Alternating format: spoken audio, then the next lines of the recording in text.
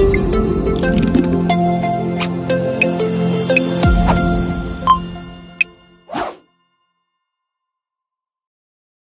everyone, welcome back to our YouTube channel. In the previous video, we started learning about identifying trends and patterns in Power BI.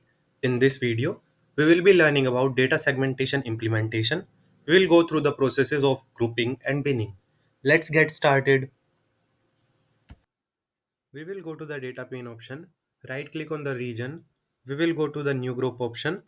Now, we will create new groups for different directions. The two groups are region 1 and region 2. They are for north, south, and east and west.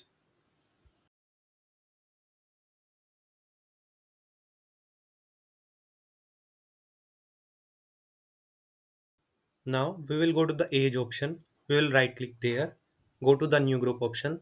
We will set the bin size as 10. Now we will move forward.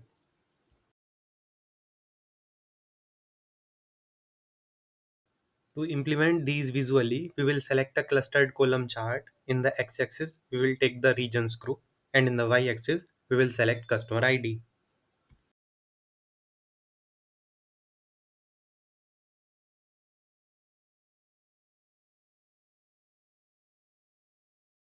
We will again select a clustered column chart. In the x-axis, we will take the age bins. In the y-axis, we will take the customer's ID. A new visualization is created.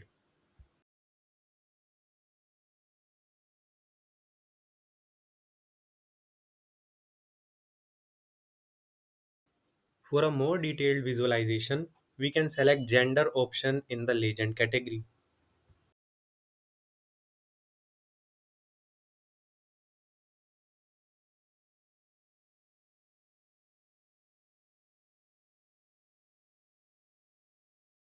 And that's it. In the next video, we will be implementing advanced analytics in Power BI.